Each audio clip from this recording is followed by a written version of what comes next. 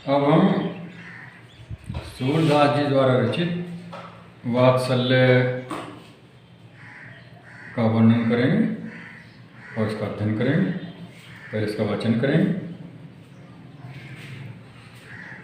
हरि जु की बाल छवि कहो बरनी, हरि जु की बाल छवि कहो बरनी। सकल सुख की सीम कोटि मनोज शोभा हरनी, हरि जु की बाल छवि कहो बरनी। भुज भुजंग सरोज नयननी, बदन विधूचित लरनी। रहे विवरनी सलिल नभ, उपमा अपर दूत धरनी। हरि जु की बाल छवि कहो बरनी।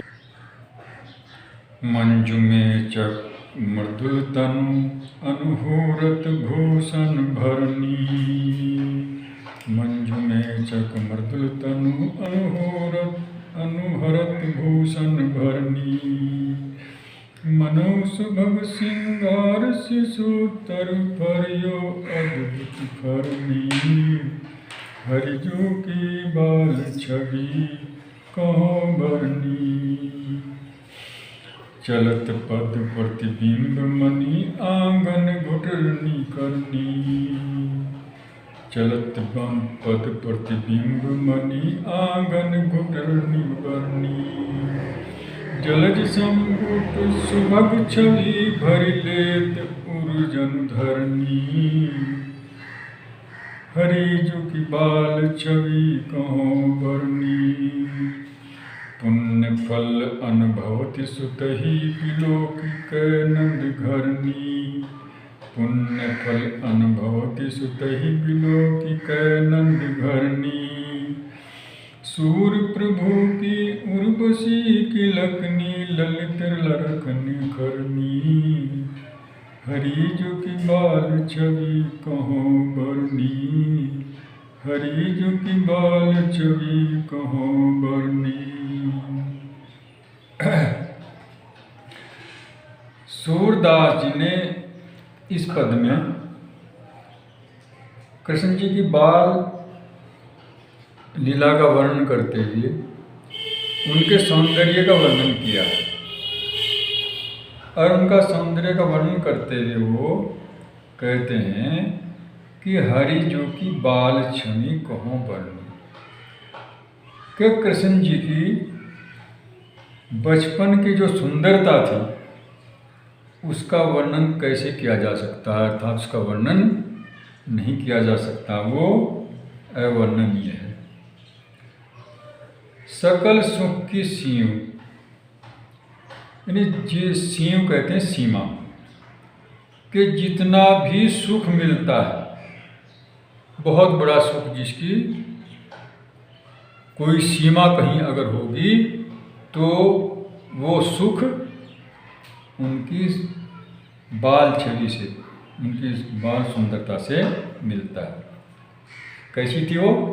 कोटि मनोज शोभा में उनकी जो सुंदरता थी, करोड़ों कामदेव, कोटि करोड़ों मनोज कामदेव, शोभाहरणी, शोभा को हरने वाली, अर्थात उसकी उनकी जो थी करोड़ों मान जो थे कामदेव, उनकी भी शोभा इतनी नहीं है, उनकी शोभा को हरने वाली है, नीचा दिखाने वाली है, जो करोड़ों कामदेव की सुंदरता होती है। तो भुज भुजंग और उनकी भुजाओं की तुलना अगर सर्प से की, अर्थात उनकी भुजाएं को लोग उपमा देते हैं कि इनकी भुजाएं भुजंग के समान है, सर्प के समान है, लेकिन ऐसा नहीं है।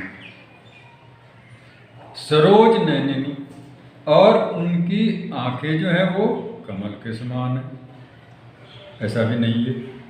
बदन विधु, और उनका जो मुंह है, चेहरा है, मुंह है, वो चंद्रमा के समान। लेकिन सूरदास जी कहते हैं कि उनकी भुजाओं ने तो भुजंग को, और उनकी आँखों ने कमल को, और उनके मुंह ने चंद्रमा को लड़ करके हरा दिया है। अर्थात जब उनके साथ तुलना की गई तो वो बहुत ही नगण्य पाए गए। भुजंग भी और सरोज भी और विधु भी, वो उनकी उपमा में ठहर नहीं सके। और उन्होंने क्या किया कि वो उससे शर्मिंदा होकर के, भुजंग तो विवर्णी कहते हैं बिल जिसमें भुजंग रहता है, वो तो घुस गया बिल में, कौन? सर्प। और कमल छिप गया पानी में, सलिल कहते हैं पानी को। और चंद्रमा छिप गया आकाश में चला गया। उपमा अपर दूरी डरनी, और जो दूसरी भी उपमाएं थी, अपर माने अन्य, जो उपमाएं थे वो उनको देख करके दूर भाग गई। अर्थात किसी से उनकी उपमा नहीं दी जा सकती। अन्य उपमाएं भी इसी तरह नगण्य हैं जिस तरह ये तीनों की उपमा दी गई, वो भी नगण्य पाए गए। मंजू मेचक मर्दुल तन, उनके सुंदर बाल और उनका कोमल शरीर अनुहरत भूषण भरनी, जो आभूषणों से भरा हुआ, अर्थात जब वो अपने सुंदर शरीर में और सुंदर बालों पर सुंदर सुंदर जो आभूषण पहनते हैं तो वो बहुत ही सुंदर लगता है। अब कैसा दिखाई देता है? मनहु सुभग सिंगार शिशु तरु, फरियो अद्भुत फरनी। मानो सिंगार का जो पेड़ है, शिशु बच्चा, तरु पेड़, सिंगार का जो छोटा पेड़ है वो जैसा सुंदर दिखाई देता है, मानो ऐसा ही सुंदर कृष्ण जी जब वो आभूषणों से सजे हुए होते हैं तो उनका शरीर भी उस सिंगार के पेड़ की तरह ही, जो सिंगार का पेड़ अद्भुत फरी यानी अनोखे अनोखे फलों से लदा हुआ होता है, जिस प्रकार वो फलों से लदा हुआ सिंगार का तरु दिखाई देता, सुंदर दिखाई देता है, इस प्रकार ही कृष्ण जी दिखाई दे रहे हैं। चलत पद प्रतिबिंब मणि आंगन घुटनी करनी, और जब वे मणि आंगन में यानी जिसमें घर में जिस मणियाँ लगी हुई हैं उसके फर्श पर जब कृष्ण जी घुटनों के बल इधर उधर घूमते हैं और उनका जो प्रतिबिंब पड़ रहा है वो कैसा दिखाई दे रहा है? जलज संपुट सुभग छवि भरिलेत उर्जन, यानी जो संपुटित कमल होता है उसकी जो सुंदरता दिखाई देती है, ऐसा दिखाई देता है कि मानो पृथ्वी ने अपने हृदय में एक संपुटित कमल अपने हृदय में छिपा रखा है और वो दिखाई दे रहा है। यानी कमल की तरह कृष्ण जी जब फर्श पर घूमते फिरते हैं तब उनका जो प्रतिबिंब पड़ रहा है वो ऐसा दिखाई दे रहा है कि मानो पृथ्वी ने कमल को ही अपने हृदय में धारण कर रहा है, जो बहुत ही सुंदर दिखाई दे रहा है। पुण्य फल अनुभवती सुत ही बिलो की कैनंद घरनी, और इस बात को, इस दृश्य को देख करके नंद की जो घरनी है वो देख करके इस प्रकार की क्रीड़ाएं अपने बेटे की इस प्रकार की क्रीड़ाएं देख करके क्या अनुभव करती हैं? वो अपने पुण्य फलों का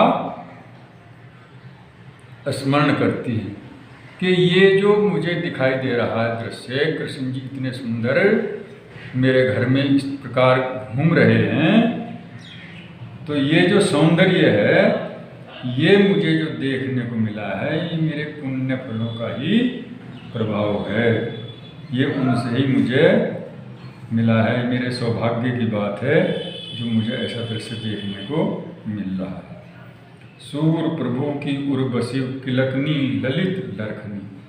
और वो जो सूरदास जी कहते हैं कि कृष्ण जी के जो हृदय में बसने वाली, यानी बहुत सुंदर लगने वाली किलकारियाँ, सुंदर सुंदर उनका लड़खड़ाना और लड़खड़ा करके चलना और गिरना उठना, जो इस प्रकार की क्रीड़ाएँ उनकी हो रही हैं, जो हृदय को छूती हैं, तो वो बहुत ही सुंदर दिखाई दे रही हैं। ये उनके बचपन का वर्णन किया है सूरदास जी। और हम इसका अब लिखेंगे, इसका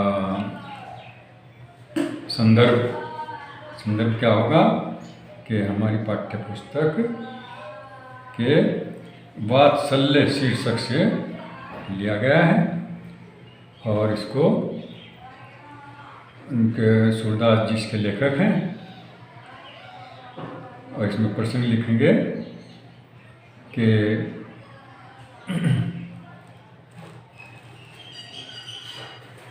प्रस्तुत पद में बालक श्री कृष्ण के सौंदर्य का बड़ा ही चमत्कारिक चित्रण हुआ है। इसमें सूरदास जी कह रहे हैं कि वो जो नीचे बताया गया आगे बढ़ रहे हैं, बस ये इसका सौंदर्य वो प्रसंग हो जाएगा। बस, धन्यवाद।